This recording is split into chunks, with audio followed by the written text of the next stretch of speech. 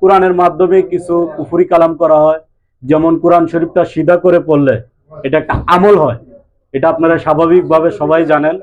কিন্তু উল্টা করে যে ইয়াসিন সূরাটা আছে, এটা উল্টা করে পড়লে এটা একটা কুফরি হয়। আসসালামু আলাইকুম সম্মানিত দর্শক, দেশ ও প্রবাস থেকে যারা এই মুহূর্তে আমার সাথে আছেন সবাইকে আন্তরিক প্রীতি ও শুভেচ্ছা জানিয়ে আজকে নতুন একটা প্রতিবেদনে স্বাগতম। বন্ধুরা, আমি আজকে চলে আসছি একটা আন্তর্জাতিক কবিরাজের কাছে, যিনি ইতিমধ্যে বিভিন্ন মিডিয়াতে ভাইরাল হয়েছে। আসলে উনি কি ধরনের কাজ করে বা কিভাবে মানুষকে সেবা দেয় এগুলো আপনাদের সাথে তুলে ধরার চেষ্টা করব। তার কথা না বাড়িয়ে কবিরাজ সাহেবের সাথে আপনাদের পরিচয় করে দিতেছি। আসসালামু আলাইকুম। ওয়ালাইকুম আসসালাম। ভালো আছেন? এই তো আলহামদুলিল্লাহ ভালো আছি আমি। কবিরাজ সাহেব, আপনি কেমন আছেন? জি আলহামদুলিল্লাহ ভালো। কোথায় থেকে আসছেন আপনি? আমি তো এমএসকে টিভি থেকে আসছি। বিভিন্ন মিডিয়া জায়গায় আমরা ঘুরে ঘুরে মানুষের ইন্টারভিউ গুলা নেই। তো কিছুদিন আগে আপনার একটা ভিডিও আমার সামনে পড়ছিল যে আপনি সোশ্যাল মিডিয়াতে ভাইরাল হচ্ছেন, আপনার কার্যক্রম হচ্ছে আপনি তান্ত্রিক জগতে চিকিৎসা করেন। জি জি। আপনার নামটা কি কবিরাজ সাহেব? মোহাম্মদ ইব্রাহিম কবিরাজ। আচ্ছা, ইব্রাহিম কবিরাজ হোসেন। টাইটেলটা কি আমার, এটা আমার বাপ দাদা আমলের। আমার বাবা ছিল কবিরাজ, আমার দাদা ছিল কবিরাজ, এখন আমি নিজে হয়েছি। বংশ পরম্পরা আপনারা কবিরাজ? জি, বংশ পরম্পরায় আমরা কবিরাজ। এই যে আপনার এই কাজের জন্য যে শিক্ষাটা, এটা আপনি আসলে কোথা থেকে শিখছিলেন? এটা মূল শিক্ষাটা হইলো, এটা একটা আমার বাবার কাছ থেকে।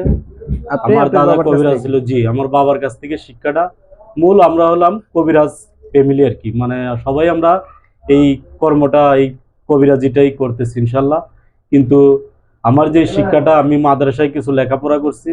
আমি মূলত যেটা জানি, কোরআনের বাহিরে কোনো কিছু নাই। কোরআনের মাধ্যমে কিছু কুফরি কালাম করা হয়, যেমন কোরআন শরীফটা সিধা করে পড়লে এটা একটা আমল হয়, এটা আপনারা স্বাভাবিকভাবে সবাই জানেন। কিন্তু উল্টা করে যে ইয়াসিন সূরাটা আছে, এটা উল্টা করে পড়লে এটা একটা কুফরি হয়। এটা শুধু আমার না, এটা কোরআনের কথা, এটা হাদিসের কথা। এই কুফরিগুলা একজন আরেকজনকে করে, যেমন এক ভাই আরেক ভাইকে করে জায়গা দখল করার জন্য, টাকা পাওনাদার, এরকম জায়গা অনেক কিছু দখল করার জন্য একজন আরেকজনের জায়গা জমি নিয়ে আটকিয়ে রাখে। এবং দেখা গেছে একটা মেয়ে একটা ছেলেকে বশ করে, অনেকের স্বামী অবাধ্য হয়ে যায়, অনেকের পরিবার অবাধ্য হয়ে যায়। দেখা গেছে অনেক যারা বিদেশের বাইরে আছে, বউয়ের জন্য অনেক টাকা পয়সা অনেক কিছু করতেছে, বউয়ের অ্যাকাউন্টে পাঠাইতেছে, অনেক কিছু করতেছে। কিন্তু লাস্ট বেলায় বাইরে থেকে যখন দেশে আসে, তখন দেখা যায় বউয়ের কাছে কোনো স্বামীর কোনো দামই থাকে না, টাকা পয়সা সব নিয়ে গ্লাস করে অন্য একটা ছেলের সাথে চলে যায়। তখন ওই টাকা পয়সার টেনশনে তার শারীরিক সমস্যা, অনেক অবস্থা খারাপ হয়ে যায়। যেমন কবুতরের গলা তাবিজ করে, এখন বাংলাদেশে যে একটা নতুন কুফরি চলতেছে, কবুতরের গলা তাবিজ করে, যেমন শিং মাছের গলা তাবিজ করে। এটা অ্যাভেলেবেল, আপনারাও দেখে থাকেন সব জায়গায়। কবুতরের গলা, শিং মাছের গলা, এগুলা দেশ বিদেশ চলে, এগুলা মানুষের সারা অন্য কেউ করে না। এই কুফরিগুলো আল্লাহর রহমতে আমি কাটাই। যেমন কিছু জিনিস আছে, অবাধ্যকে আমি বাধ্য করে দেই, স্বামী স্ত্রী ওর মিল, তারপরে প্রেমিক প্রেমিকা, অনেকে দেখা গেছে অনেক দিন ধরে একটা মেয়েকে অনেক কিছু করে তার জীবনের লাইফ শেষ করে চলে যায়, কিন্তু লাস্ট কাল দিয়ে ওই মেয়ে তার কাছে স্বামীর অধিকার নিয়ে যাইতে চাইলে সব দিক দিয়ে বাধা আসে, ওই মেয়েটার মৃত্যু ছাড়া আর কোনো কিছু করার থাকে না। এর উপলক্ষে আমি কিছু করে থাকি আল্লাহর রহমতে, এমন কিছু কাজ করে দেই যেটা 3 ঘন্টার মাঝে, 72 ঘন্টার মধ্যে কিছু কাজ করে দেই আমি আল্লাহর রহমতে। ওই ছেলে ওই মেয়েরে যেত যান জীবন দিয়ে ভালোবাসে, তার চেয়ে যেমন ভাত চিরলে কুত্তা পাগল হয়, এইভাবে ওই ছেলের পিছনে ওই মেয়ে অ্যাভেলেবেল ঘুরে বেড়াবে আল্লাহর রহমতে। যে কোনো অবাধ্যকে আমি বাধ্য করে দেই। যদি কাউকে কুফুরি করে, টাকা পয়সা নিয়ে আটকিয়ে রাখে, জায়গা জমি নিয়ে আটকিয়ে রাখে, এমন দেখা গেছে অনেকের ছেলে সন্তান হয় না, বাচ্চা কাচ্চা কুফুরি করে রাখে, অনেক মেয়েদের বাচ্চা কাচ্চা হয় না, চাকা চাকা ব্লাড ভাঙে, নিঃসন্তান, এটাকেই বলা হয় কুফুরি। এই কুফুরিটা আমি কাটিয়ে দেই আল্লাহর রহমতে। আমাকে এরকম অনেক কিছু অবাধ্যকে আমি বাধ্য করে দেই আল্লাহর রহমতে। এরকম অনেক কিছু করে থাকি। আর যদি আপনার কিছু বলার থাকে বলেন। আচ্ছা, আপনি এই তান্ত্রিক জগতে বললেন যে কাজগুলো আছে, মোটামুটি আপনি এই কাজগুলো যে করে থাকেন, আসলে কাজের জন্য তো একটা পারিশ্রমিকের দরকার আছে না? ঠিক আছে। এই পারিশ্রমিক গুলা কিভাবে নেন আপনি?